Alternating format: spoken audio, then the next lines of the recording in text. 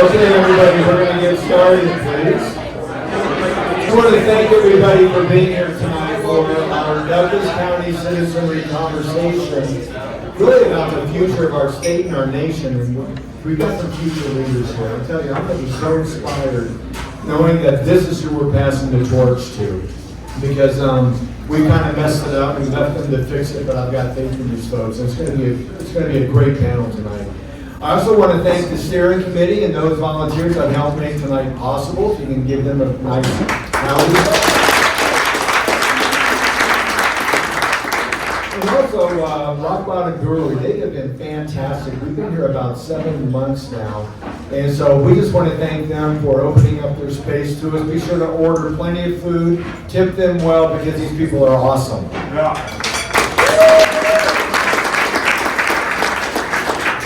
And at Douglas County Citizen, we believe and encourage lively, spirited debate on policies and conversations.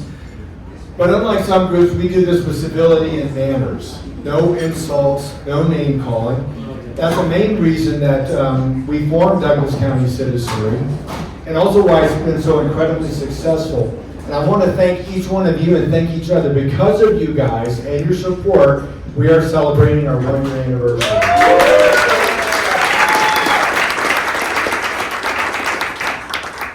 And now, I would like to invite any of my fellow veterans to please stand so we can recognize you.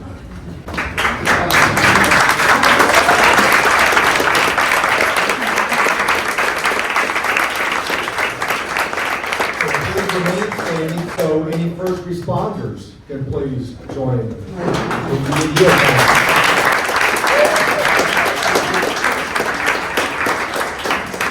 Now there's a 100% group participation. You can all stand so we can do the Pledge of Allegiance.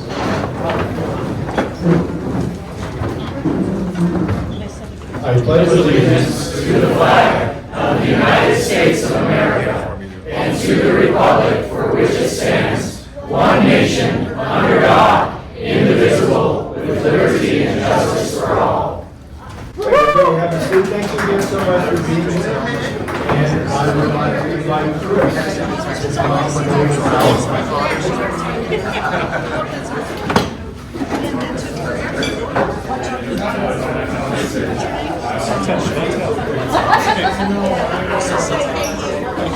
Good evening, everyone. It's great to have everybody here. Great to have so many new faces.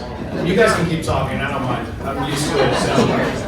But it's great to have everybody here, like I said. I'm going to give us the just some of the basic principles that we have here and things that we stand for here. We are respectful of all others, regardless of disagreement. Bullying, harassing, name-calling, interrupting, or demeaning of others will not be tolerated. And we focus on principles, policies, and solutions, not personal attacks. So if we won't stand for that, we'll give a warning, and if the warning doesn't work, then the next time we'll kick you out. We haven't had to do it yet. Hopefully it won't happen tonight. I don't think it will with this crowd. And I just look forward to, unfortunately I won't be able to stay for very long, but I look forward to hearing more about what happens tonight during the program. So thank you. Thank you, Chris. Isn't it a warm and friendly thing? Be good or we'll kick you out. How many people are here for the first time? Okay, that is phenomenal. And the reason why I ask, first of all, you are a very cordial group. I have no doubt we're not going to have any problems. So we haven't had any problems at the forums we've held with over 200 people on both sides of the aisle. I know this is going to be a very, very friendly gathering. I do want to take one moment, since many of you are here for the first time, to tell you why so many of us started this group. And I think in the wake even of what happened on September 10th with Charlie Kirk, and we're going to talk a little bit about that tonight, it's even more important that we have places where we can reestablish civil discourse and civic engagement. And one of the things that I often share is this is really, in my mind, founded on the great words of Abraham Lincoln, the first Republican president, where 1 month before he was assassinated, hundreds of thousands of Americans had just killed each other on the battlefield. He could still say these words: with malice towards none, with charity towards all, with firmness in the right as God gives us to see the right. That's what we're reclaiming both here at DCC, in our country, and that's why many of us started this group. And it's been exciting. I just want to say, since we were last here, we were here on September 10th, and thank you everyone who came. We had a meaningful time of prayer and thinking about it. I think that we are all here for this time in our country, and I'm encouraged by this panel because you're going to see how much hope we have. Since then, we also had a forum for Douglas County School Board candidates. We had all 8 candidates. We had over 200 people on both sides of the aisle, which is great. Come, let's reason together. But because of that, I do want to remind everybody, I don't think anyone here is not aware, November 4th, before our next meeting, is the election. This is not one to sit out in any way, shape, or form. I met many people, including the Grahams, who are the parents of this amazing young woman, in 2020 when we fought to flip our school board. We've got to stay vigilant. My husband, who didn't introduce himself, Jonathan Flora, is an 82nd Airborne veteran, and we talk about one of our favorite markings in our nation's capitals where it says, the price of freedom is eternal vigilance. This is the day of 24/7 citizenry.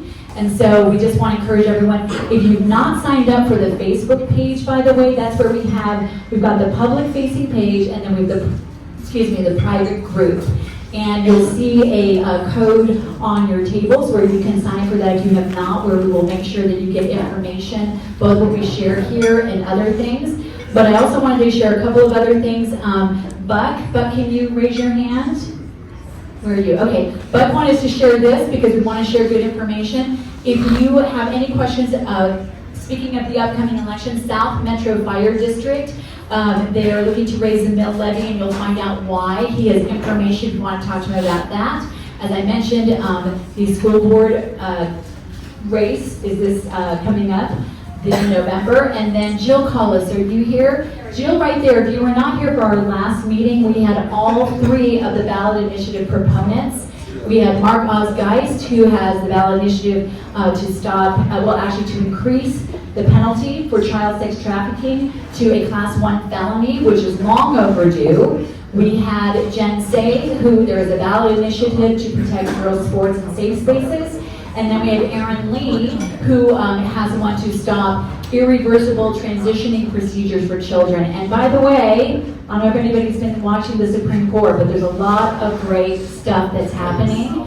If you're a praying person, which I am, and I think many of you are, pray that Aaron's case does get picked up. It did not get denied on Monday. And then yesterday was a super important case.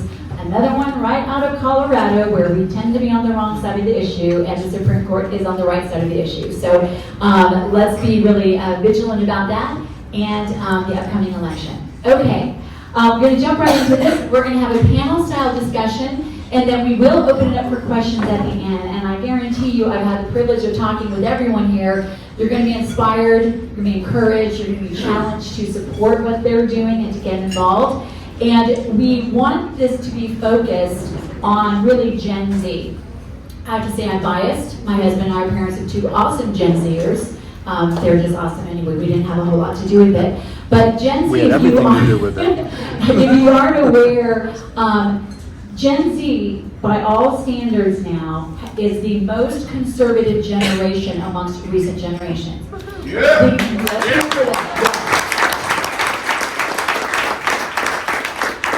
They're also seeking faith in a way that previous generations have not. And I think a lot of that is, we're going to hear from this group why, but I think a lot of it is where the state of our country is, that there's great hope. So up here we do have represented TPUSA. We have, and also right here, the Club America, which is a high school version. And then also we have Douglas County Young Republicans. I'll go down and introduce everybody, and then we've got Jack, and if you haven't met Jack, Jack is basically one of those young people that does everything.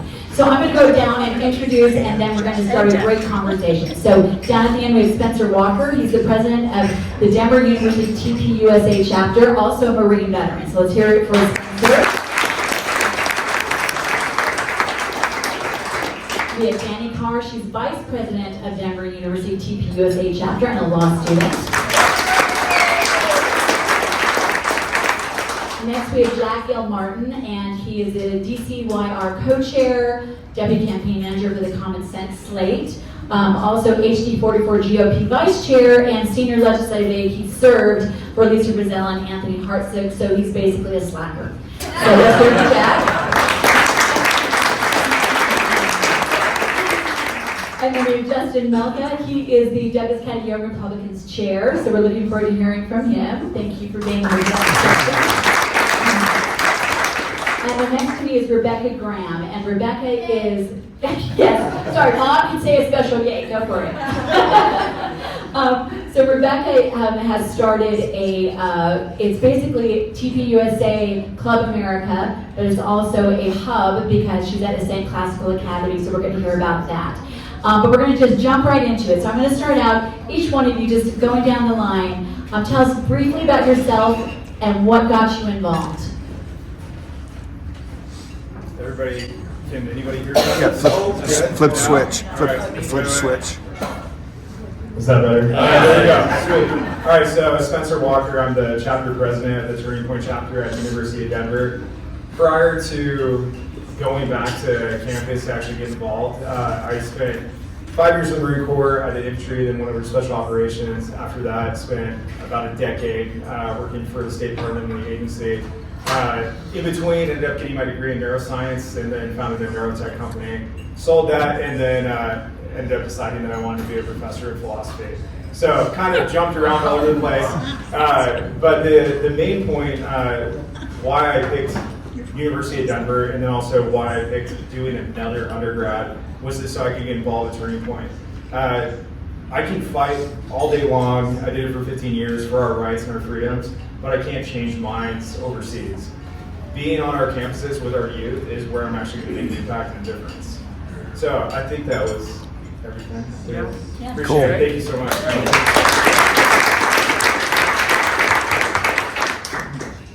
I'm Dani Carr. I'm a law student at the University of Denver. I did my undergrad in Pennsylvania at a school called Lafayette College, if anyone's heard of it. No one here has. But I got involved with TPUSA just very recently, pretty shortly after the shooting, because I didn't see any condemnation from our administration, the law schools, or the undergraduate administration. From what I could see was just a clear attack on free speech. And I believe that free speech is the most important tenet in our American values, in our American society, and we have to protect it at all costs. And without protection for free speech, there is none. So I decided to get involved with TPUSA, and that's what I'm doing.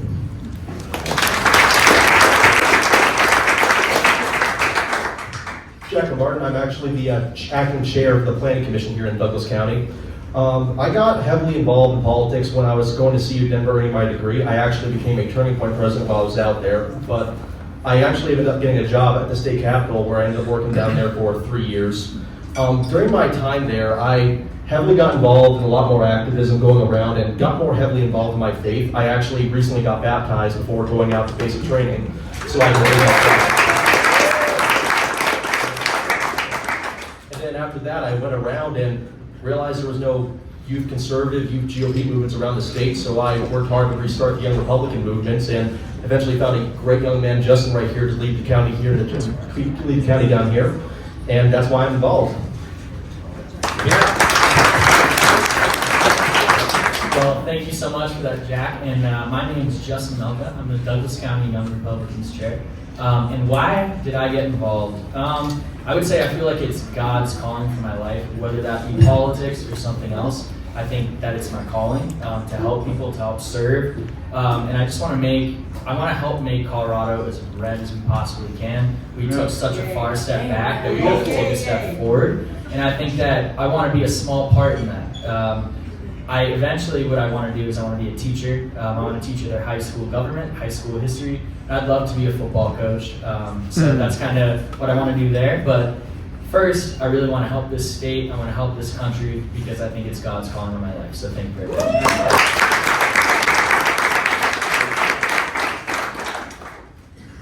Hello, my name is Rebecca Graham, and I'm a senior at Ascent Classical Academy. I recently got my Turning Point chapter started, and it is the Central Douglas County Activism Hub.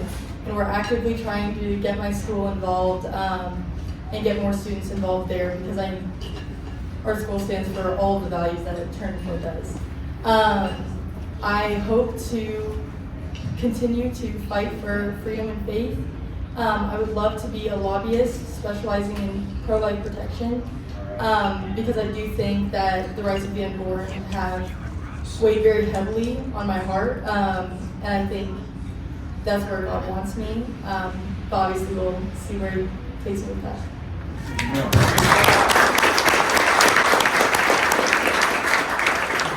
All right. Well, let's go down them, and we'll start now with Dani. I was talking about how Gen Z is, by all markers, the most conservative generation to come along in a while, as well as the most faith-seeking. I want to ask each one of you, why do you think that is? Because you're living in that environment, and why do you think this turn is happening in your generation? I really think that it has a lot to do with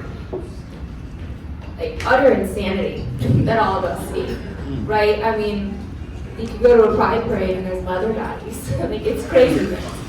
And I think that many young people don't want to see that, and they don't condone that, and they don't want to support that. And all that insanity drives them back to faith, the things that have not changed. So I'm a Catholic, and I know that there's been a strong movement back towards the Catholic Church, because the Catholic Church hasn't changed in 3,000 years. And Gen Z especially wants something that's not going to change, that is going to last. And they want that in America too, and that's why they moved towards the conservative movement. They want something that's going to last. They're not trying to tear America down, they're trying to build it up. And that comes from traditionalist sort of values. And that's the conservative party, or the conservative movement, and that's basically the Catholic Church or the Christian faith.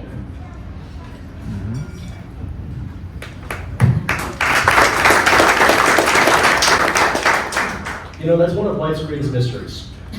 Why have faith? But if you can prove it, why would there be any room for faith whatsoever?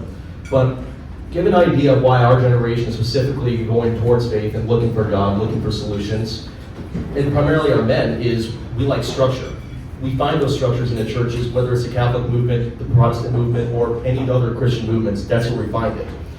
And it's, for me particularly, like I said, before I went to basic training, I wanted to get baptized because I wanted to raise my flag. I wanted everyone to know that I'm a good Christian and I'm there, I'm someone they can talk to. And when I went around, especially around Denver, I just saw chaos, utter insanity, and people didn't really have a path in life, and I wanted to find one of my own. And that's very likely a reason why my generation is seeking that. Good. I would say the main reason that our generation, Gen Z, is becoming more conservative and more into God is because look at the world, and I don't want to sound negative or depressing when I say this, but look at the world that we are currently living in. I mean, and especially in Colorado, look what these liberal policies have done to this state and to this nation. We want to live in a world that our grandparents lived in, where they had a house, where they were able to do all these amazing things, have children. And right now, it's a struggle for me. That's what I'm fighting for. And also, I believe that previous generations may not have been as close with God, but we see in school, in history class, and me reading on my own, what that relationship with God could be like. And I think people are looking for some sort of hope in this chaos, and I think that is why Gen Z is turning, and it's a beautiful thing that we're starting to see.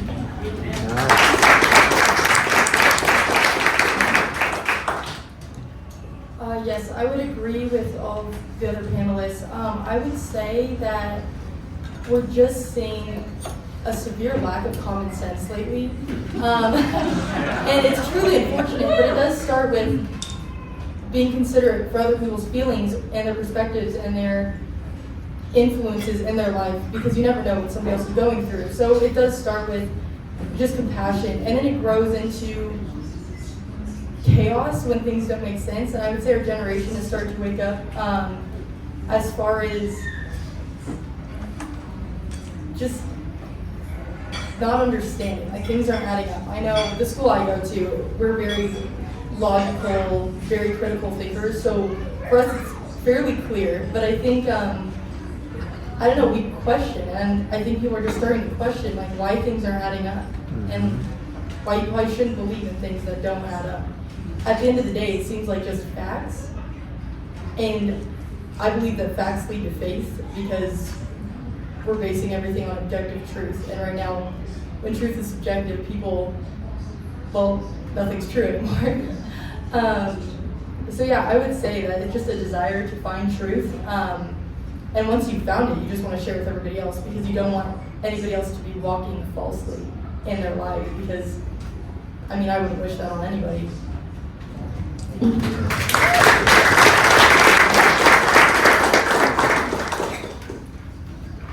Oh, my turn. Nice. Yeah. Okay. Yeah. You don't get out of this one, Spencer. So. Not Gen Z, clearly. 36. I mean, so married, 6 kids. So I definitely, my oldest is 15. So I understand the shift that has been happening. It's crazy.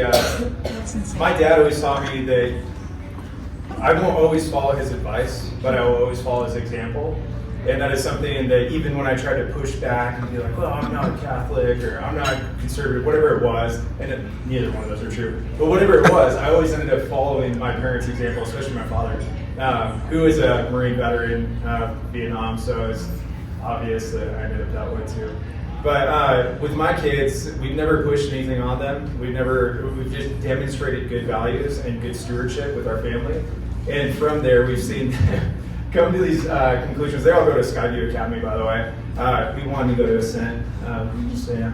The sports teams, come on. Like, I know the lack of a field was the problem, but yeah, our kids they've all come home and talked about the weirdness, and I'm not talking about like brain rot, like the skibbity riz and all that stuff. Like, I'm talking about like the actual weird stuff. And I mean, right now I tutor an 8th grader who's 13 in civics, and even he's like, why is somebody coming up to me and telling me that they're queer or that they're trans or that they're this or that?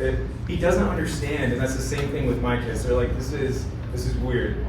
And so it's something that I've seen everybody with common sense push back on. And I love what was said about truth, and so being a philosophy major. And I bet that you're taking philosophy, especially at a classical education, which is amazing. We don't have that anymore, K through 12. And even in higher education, it's not something that's required. But objective truth is the purpose of philosophy. It's to get to logical reasoning of things. It's like with science, it can tell us what things do, but then when you want to question, so okay, we can break down what is how does gene editing work, but should we do it? That's what philosophy asks. And so philosophy gets to examine the methods and justifications of reasoning and the assumptions behind science. All that to be said, when you look at what does truth mean, what is objective reason and truth, it's God. And it's so awesome to see my kids be able to get to that path on their own without any of us trying to steer them that way. We'll go to mass and we'll see them, complain about it, like, you do the Catholic Olympics, the up down, but they love it and they appreciate it. And if we, yeah, exactly, yeah. I mean, if we end up not being able to go for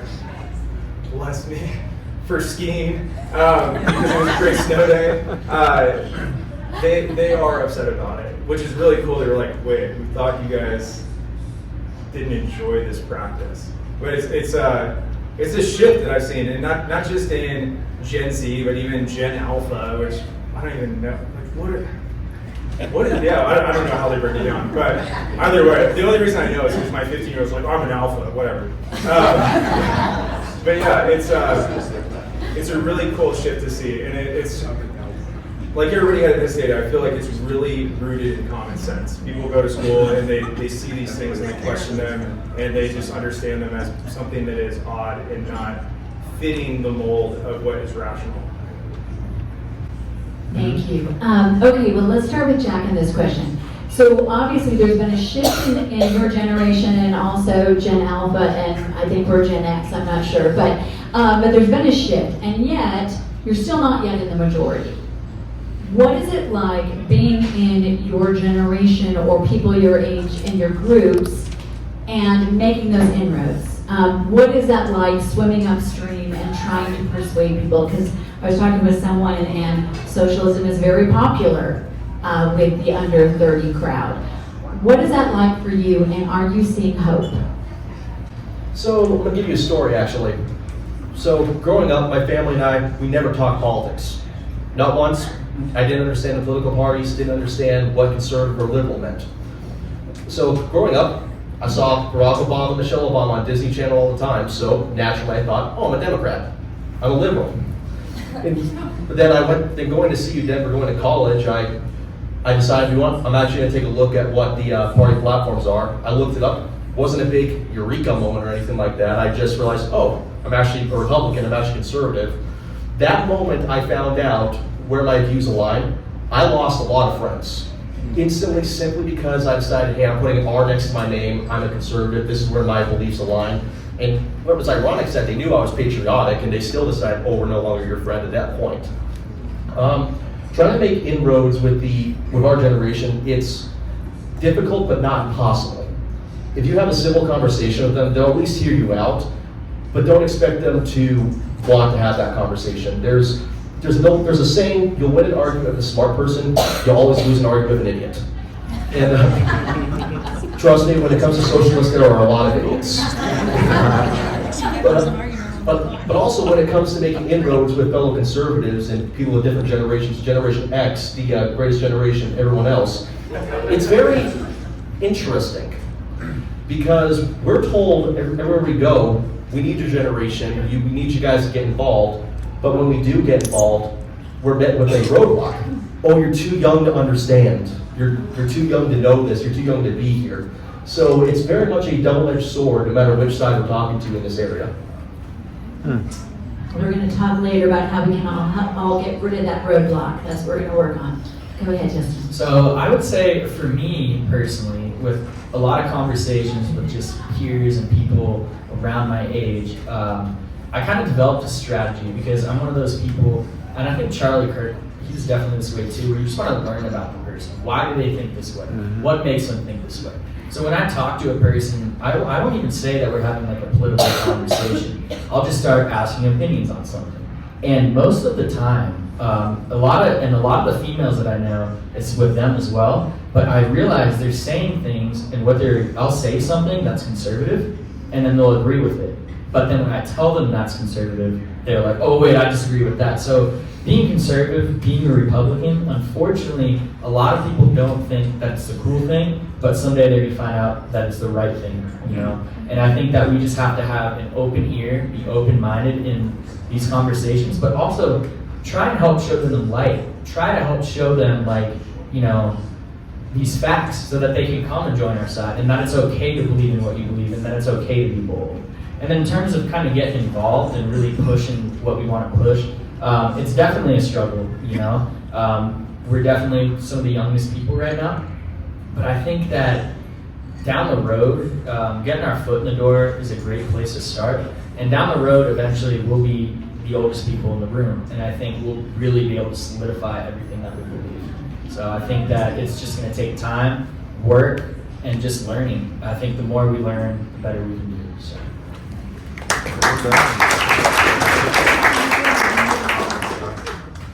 So I've been extremely blessed to be raised and just have been able to grow up in a conservative Christian community where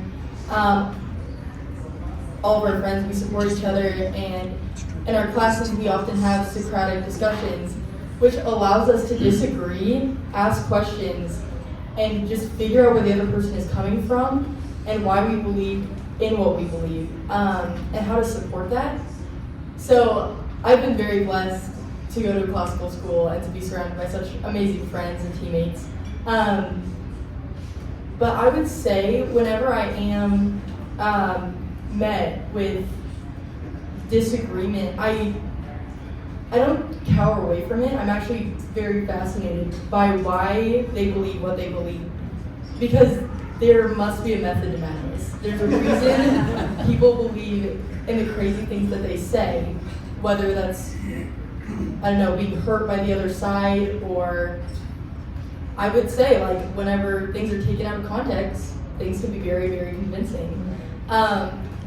So just a focus on education and why questions, just asking why a lot, and then stating what you believe in and what you know in a question form sometimes. So then they get to answer and defend what they believe, which I really enjoy debate and discussion. I have such a fun time with it, and I really look forward to it because both of us are getting tested in what we believe, and I think it's really great. And just the school I've been in and the community I've grown up in, I feel very prepared for what's to come and comfortable in talking to people and disagreeing with people, because it actually makes conversations far more interesting when you don't see eye to eye, if you can handle it properly and maturely. Here.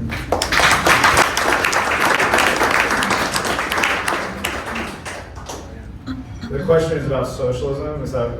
It's more about talking with your peers, in your case, you know, in the grad program, that don't agree with you, and how do you navigate that? Oh man. So I mean, I'm fortunate that in my field, we're supposed to disagree with each other. That's how being proven wrong is how you can strengthen your hypothesis, your argument. It's one of those weird places. Obviously, most people, especially the faculty at University of Denver, are more left-wing, and that's most Colorado, most of higher education. But the thing that is really cool is they don't know my background. They don't know where I sit or what I do. So when we have these conversations, you know, anytime I've had office hours where I go speak with like faculty or with my department chair, and we talk about these actual deep-rooted political issues, there's always common sense that rings true, and it's really awesome. The moment I'm like, well, you know, I'm like very involved with the Republican Party, or that I'm, you know, very conservative, their response isn't gross. It's you should run. Not that I'm interested. Like no, never gonna do it. But it's a really cool response. It's a really cool thing that is that's an equalizer. Like you had mentioned, like the moment they find out that it's conservative, they're like, "Ugh, gross. That's not for me. That's the ick." But what I've seen, at least with reasonable adults, is that it's the opposite. They meet you where you meet them. And what I've been able to do with conversations with other students, as well as be able to talk about more deep-rooted questions. One of the biggest things that sets everybody back is the lack of education. And that's one thing that's extremely important. So when people talk about socialism, how great it is and how rad it is, it's like, well, you've ever heard of Mao Zedong, you know, kind of what happened in China? Yeah, exactly. Like, have you guys ever seen what actually happens? And I get what they're trying to get to, is they want to be heard and seen and understood. Well, guess what? We have a Constitution. We have a Declaration of Independence. We have the Bill of Rights.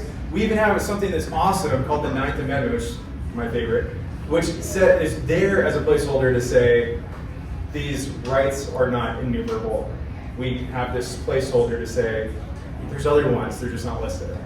And so when people finally start to understand that a government of the people is about self-governance, that the rights that we are given are not granted by the government, they're protected by them, they start to understand, wait, we all do have an equal voice and we all do have an equal say. And that's why, getting back, you know, full circle to the assassination with Charlie Kirk, why it's so fundamental is that he was literally putting forth our First Amendment right. There's a reason why it's first. It wasn't a mistake. We can't engage in anything in a democratic society without open discourse, without the exploration of different ideas. And so I never hate anybody else because of what they're saying. I just challenge their ideas and invite them to bring forward their ideas and see how we can meet in the middle and see if we understand. But it's more about just understanding at the base of everything is freedom of speech.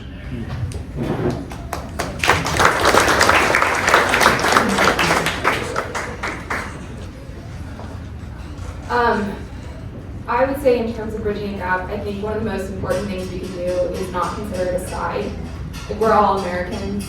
We all have the rights granted to us in the Constitution, as well as our human rights granted to us by God. Like, if you come into a conversation with someone assuming that you're right and they're wrong, you're never going to come to any kind of understanding. If you can come to a conversation open-minded, armed with facts, that's an entirely different situation. And you might actually bridge the gap, and you might actually be able to reach someone. But you have to come into it not as like an us and them, as like, I mean, this is exactly what George Washington had warned us against. George Washington didn't want a two-party system because it would result in this sort of us and them mentality that we've fallen back into. And so one of the things that we really need to do is we really need to try to just treat everyone as an American, as they have the same rights to free speech as we do, and that doesn't, and so that's what we need to do. There was another point that I wanted to make, but I can't remember now. Yeah. Well, that was a great moment. So. I don't know about you, but one of the things that I'm inspired by hearing these young folks is that they're in the thick of it every single day. And I think many of us now in the stages of life that we're in can put ourselves in our own silos instead of actually talking to the person next door who had a different yard sign out. And I love the method that you guys are talking about. Our neighbor is not our enemy. They're the person that if we can ask them questions and treat them with equal respect, we can get to that point. So I think that's a big takeaway of what this generation has to do constantly and that we can take away and move into. I'm going to ask a personal question. Obviously, Spencer, you mentioned Charlie Kirk's assassination. I think we will look back on this in our nation's history as a pivotal moment. And I think every single one of us has been impacted in many different ways and still are being impacted. But being in the generation, not everyone here is TPUSA, although you're all in this generation or in this movement where you are, how did that impact you personally? Why don't we start with you, Justin? Perfect. I would say for me personally, it was devastating. I'll share the information that I help with the education system. I'm a teacher, so I was in the lunchroom when I found out about it, and about 5 kids and another teacher was standing next to me, and they asked me what was wrong. And I ended up going into the break room to process all of my thoughts, and it just broke my heart because for me personally, American history is my favorite thing. So you look back on all the great people, George Washington, Abraham Lincoln, people like Frederick Douglass, Martin Luther King Jr., people like that, Ronald Reagan, Donald Trump. And when you look at a guy like Charlie Kirk, he's one of those people. And he started a movement, but I think that when he's looked back in history, it'll be for a very unique cause. It'll be for bringing back faith in the United States and bringing back the conservative movement in the youth. So he really did so much for us. And I think that luckily he designed something that was incredible, that changed lives, and that people like myself will be able to carry the torch and continue to pass on to the next generations. But it was just absolutely heartbreaking to see somebody who had so much influence, so much faith, brought so many people to God, pass away like that. But if you look at it in this way, I look at it kind of like this too, is even in the tragedy that occurred, even in the sadness that happened, he brought so many more people to God, and he brought so many more people to this movement. And he's up above looking down on people like us to continue that movement. And I hope that I can help do that for him. Here, here.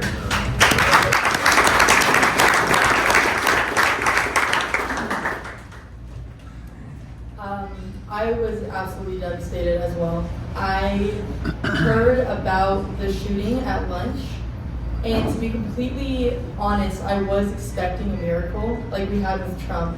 So I wasn't that concerned. We were praying for him. We pray at lunch every day, so that was just added to our daily prayer. And I didn't think that much of it. It was on my mind, but I didn't think the worst. And I was leaving school. We have a no phone policy, and my mom was calling me. I was like, oh my goodness, I can't pick this up right now. And then a friend pointed it out, so I just ended up answering it, and she broke the news to me.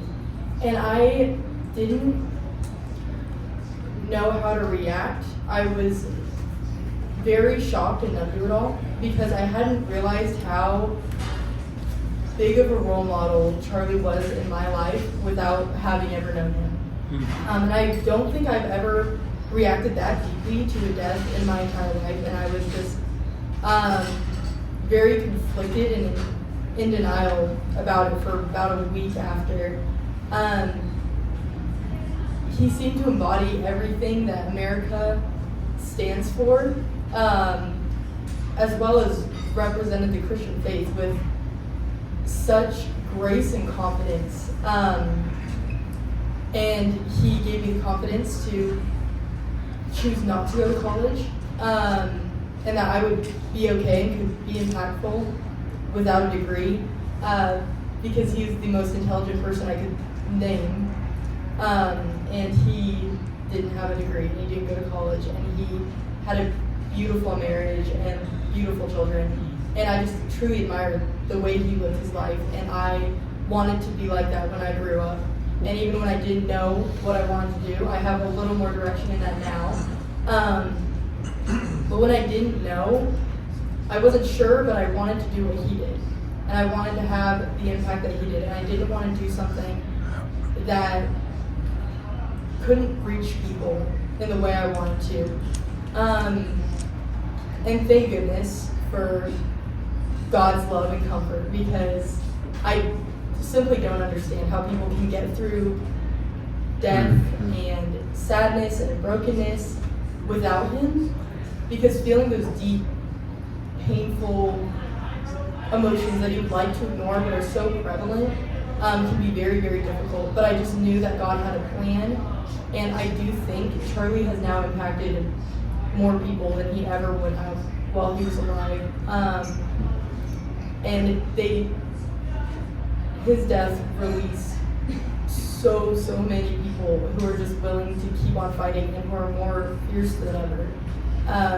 So I have a lot of hope in that, and I have hope knowing that there's life after death, and I'm so grateful for that.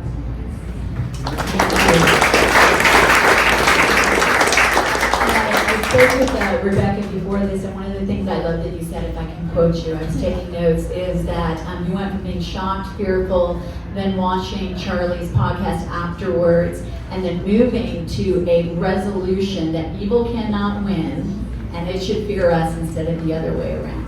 So I just wanted to share that amazing statement that Rebecca shared with me, so thank you. Go ahead, Spencer. Yeah, so I was on a flight to Columbia because I still do stuff and things outside I go to school, and my wife had messaged me literally right as I connected to the on-flight or in-flight Wi-Fi and told me what happened. I was like, initially, and I think a lot of people can relate to this, it's like there wasn't any info out, so it's like, okay, well, it'll be cool, it'll be good, it'll be okay. Like, there's no way that this guy can go away. And last year, I was the vice president at Turning Point on our chapter at TU, and so I mean, it was like moving in this position and then seeing the direction we're going and everything. I was super excited, and I was also in the process of walking away from Turning Point because our school doesn't allow you to be a president more than one student organization at a time. So I was the president of the Student Veteran Association and president of Turning Point. So I was like, well, okay, which one is going to have a bigger impact? I need to focus on veterans, on my brothers and sisters in arms. And then when it was declared that he had died, that shifted my perspective instantly to say, there's no way I can stand up for veterans or what they're doing if the very rights that we fought for are what is under attack right now. And that's the biggest impact. It was the same thing with the assassination attempt on Donald Trump. And it was like a sunny day when that happened too.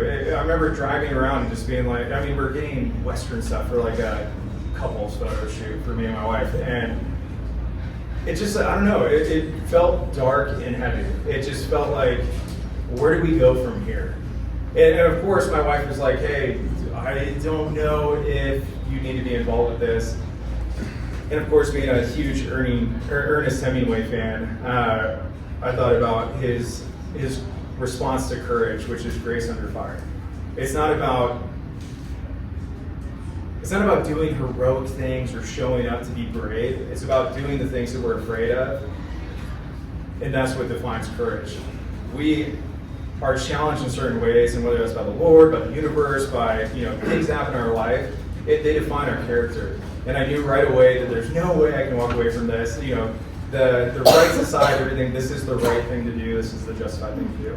But the way that it impacted me personally, initial fear, and of course my inbox has exploded with crazies, which is fine. But it's made me realize more so than ever, maybe even more than us actually serving in the Marine Corps, especially in combat in Afghanistan, more than ever, how precious our freedom is and how responsible we are for our own liberty and our own freedom. Yeah.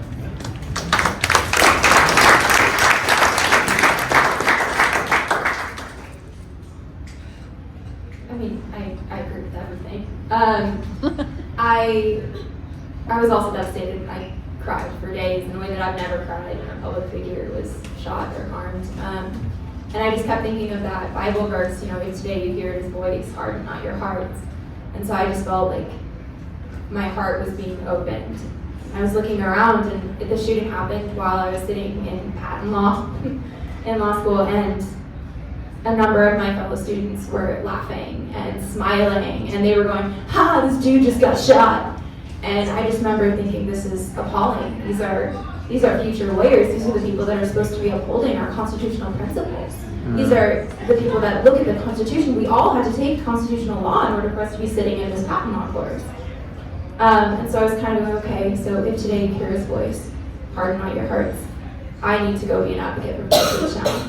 And I need to do what Charlie always said, which is to have courage. And I was always afraid to share my views because I knew that I was surrounded by a lot of socialists at Denver University, and they would have been very happy to ruin my reputation. In fact, I had an employer tell me that if he knew someone voted for Trump, he wouldn't hire you. But I also knew that I have to have courage. I have to advocate for free speech, because if I don't do it, who will? Obviously, all of you guys will all be wonderful people, but one more voice can't hurt.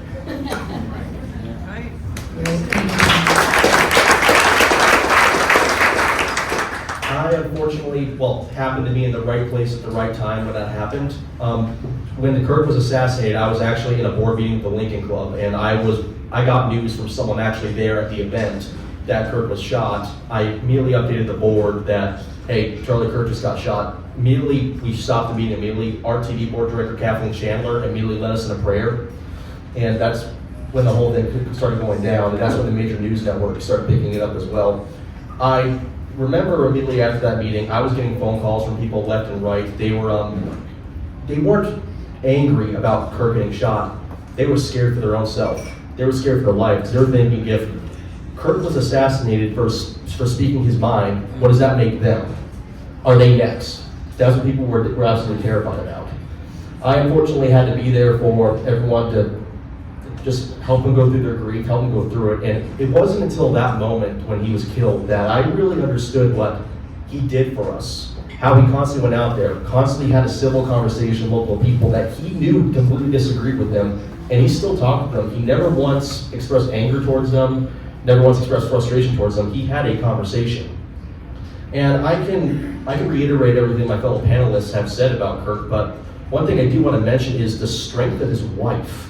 Immediately after the assassination, 1 week after he was assassinated, she said on national television to that millions of people that she forgave her husband's killer. I can't speak for anyone in this room, but I don't believe I even have that strength to do that. I'm not married. I don't have a girlfriend. But if somebody killed one of my family members or my sister, I don't believe I would have the strength to do that. That's just incredible strength that she has shown, and unfortunately, we never would have seen that if it wasn't for this tragic event. Thank you.